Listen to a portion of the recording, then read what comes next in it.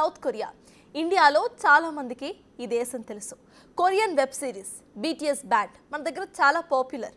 అదే సౌత్ కొరియాలో మన ఇండియన్స్ ఇంకా పాపులర్. అక్కడ భారతీయ మూలాలు ఉన్నవారు కొన్ని లక్షల మంది ఉన్నారని మీకు తెలుసా? వాళ్ళందరూ కూడా రామ జన్మభూమి అయిన అయోధ్యని మాతృభూమిగా భావిస్తారని ఎంతమందికి తెలుసు? అయోధ్య నుంచి వెళ్ళిన ఓ యువరాణి వాళ్ళందరికీ రాణిగా ఎలా మారిందే? అసలు అయోధ్యతో సౌత్ కొరియాకు ఉన్న రాయల్ కనెక్షన్ ఏంటి? వన్స్ అపాన్ ఏ టైం అసలు ఏం జరిగింది? మనం ఎప్పుడూ పట్టించుకోని ఓ కథ, మనందరికీ అంతగా తెలియని ఓ పురాణం, భారతీయులంతా తెలుసుకోవాల్సిన ఓ నిజం.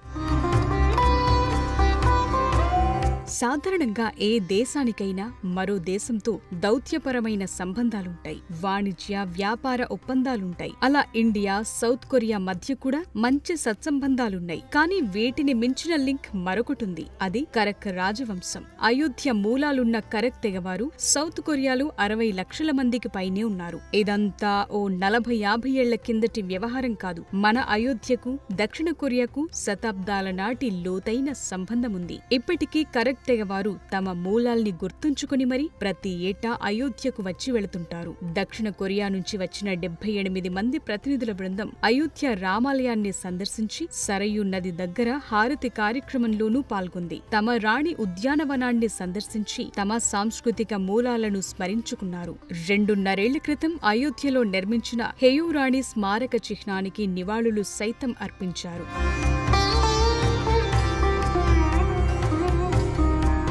ఈ కరక్ తెగవారికి మన అయోధ్య ఎంతో ప్రత్యేకమైంది. దీన్ని వారు తమ అమ్మమ్మ గారిల్లులా భావిస్తారు. అందుకోసమే క్వీన్ హియో మెమోరియల్ పార్క్ ని ప్రతి ఏటా సందర్శిస్తారు. 2000 చదరపు మీటర్ల విస్తీర్ణంలో విస్తరించి ఉన్న ఈ పార్కులో ధ్యాన మందిరం, రాజు రాణికి అంకితం చేసిన మంటపాలు, ఫౌంటైన్లు, మార్గాలు, చిత్రాలు ఉన్నాయి. ఈ మంటపాలు టైల్డ్ వాలు పైకప్పుతో కొరియన్ డిజైన్ లో నిర్మించారు. ప్రతి ఏటా ఈ స్మారక చిహ్నం దగ్గర నివాళులర్పించేందుకు అయోధ్యకి వస్తుంటారు. పురాతన కొరియన్ చరిత్ర గ్రంథమైన సంగుక్ యుస్సా ప్రకారం రాణి హియోహాంగ్ ని గిమే హియో కుటుంబాలు తల్లిగా భావిస్తాయి. ఆమె క్రీస్తు శకం 48లో అయుత నుంచి కొరియా వచ్చిందని పురాణాలు చెప్తున్నాయి.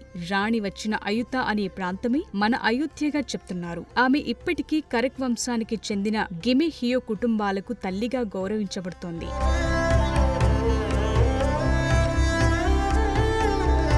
భారత్తో సౌత్ కొరియాకున్న సత్సంబంధాలకు గొప్ప ప్రాముఖ్యత కలిగిన అంశంగా అయోధ్య కనిపిస్తోంది.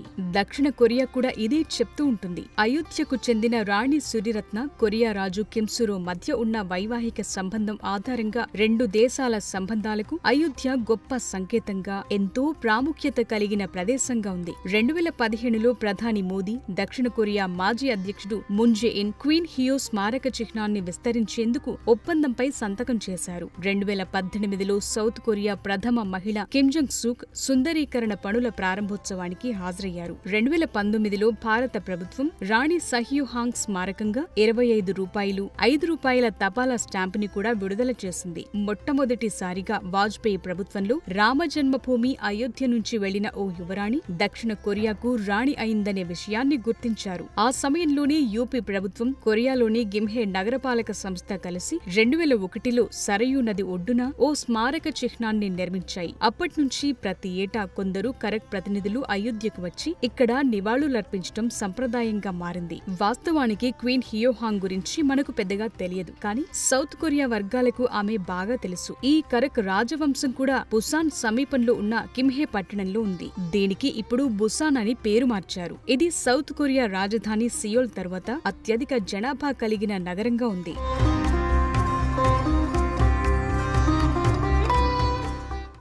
క్వీన్ హియోహాంగ్ అయోధ్య నుంచి కొరియా ఎలా వెళ్లారు? సముద్రం దాటి వెళ్లి మరీ అక్కడి రాజుని అసలు ఎందుకు పెళ్లి చేసుకోవాల్సి వచ్చింది? రాణి హియో అసలు పేరేంటి? 1000 ఏళ్ల క్రితం అసలేం జరిగింది? చరిత్ర చెబుతుందేంటి? 2000 సంవత్సరాల క్రితం 4500 కిలోమీటర్ల దూరం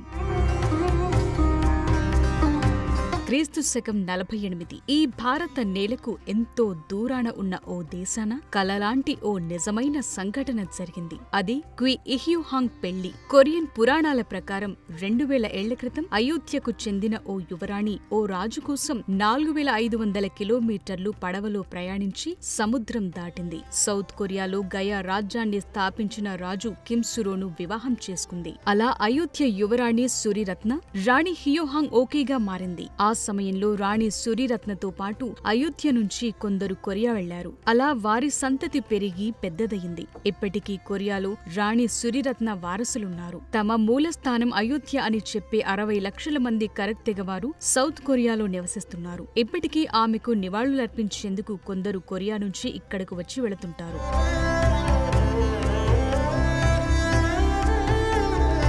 రాణి సురిరత్నకు సంబంధించి మరో కథ కూడా ప్రచారంలో ఉంది. కొన్ని చైనీస్ భాషా గ్రంథాల ప్రకారం అప్పటి అయోధ్య రాజుకు ఓ కల వచ్చిందట. అందులో దేవుడు తన 16 ఏళ్ల కుమార్తెను దక్షిణ కొరియాకు పంపి రాజు కిమ్ సురోను వివాహం చేసుకోవాలని ఆదేశించాడని చెప్తుంటారు. సౌత్ కొరియాలోని ప్రసిద్ధ కథలు, చారిత్రక కథల ప్రకారం రాణి సురిరత్న కిమ్ సురోని వివాహం చేసుకున్న తరువాత కరక్ రాజవంశం ఎంతో అభివృద్ధి చెందింది. వారికి 10 మంది సంతానం. వాళ్ళిద్దరూ 150 ఏళ్లకు పైగా జీవించారని నమ్ముతారు. క్వీన్ హియోహాంగ్ మూలకథని పౌరాణికంగా భావిస్తారు. కొరియాలో సంప్రదాయకంగా పిల్లలు తమ తండ్రి ఇంటి పేరును తీసుకుంటారు. పురాణం ప్రకారం కింగ్ సురో తన 2 కుమారులు రాణి హియో పేరును తీసుకునేందుకు అనుమతించారు. అది ఇప్పటికీ వాడుకలో ఉంది. చరిత్ర చెప్తున్న దాని ప్రకారం కింగ్ సురో, క్వీన్ హియో వారసులు 60 లక్షల మందికి పైగా ఉన్నారు. ఇది సౌత్ కొరియా జనాభాలో దాదాపు 10%.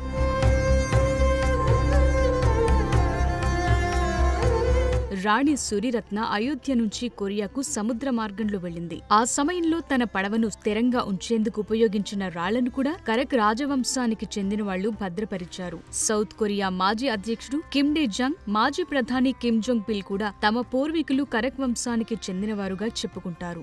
భారత్, దక్షిణ కొరియా మధ్య దౌత్య, ఆర్థిక సంబంధాలు అభివృద్ధి చెందిన తరువాత ఇండియాలో ఈ ఉమ్మడి చరిత్ర గుర్తింపు పొందింది. చరిత్ర అయినా పురాణమైనా దాని ఆధారంగా ప్రజల మధ్య ఆధ్యాత్మిక అంతరం తగ్గుతుంది. ఓ సాధారణ సాంస్కృతిక పునాది ఏర్పడుతుంది. కొరియా, భారత్ మధ్య ఈ విధమైన ఓ పురాతన బంధం ఉండటం కూడా ఇప్పుడు ఆసక్తికరంగా ఉంది. 2 దేశాల మధ్య మెరుగైన సంబంధాలను నిర్మించుకునేందుకు రాణి సురిరత్న కథ కూడా కీలకంగా మారుతుంది. లక్షలాది మంది కొరియన్లు ఇప్పటికీ కిమ్ సురో, క్వీన్ హియో స్థాపించిన రాజవంశాన్ని అనుసరిస్తున్నారు. వారు అయోధ్యను తమ రాణి మాతృభూమిగా భావిస్తారు. అందుకోసమే ఏటా వందలాది మంది కొరియన్ టూరిస్టులు అయోధ్యకు వచ్చి క్వీన్ హియో మెమోరియల్ ని సందర్శిస్తారు.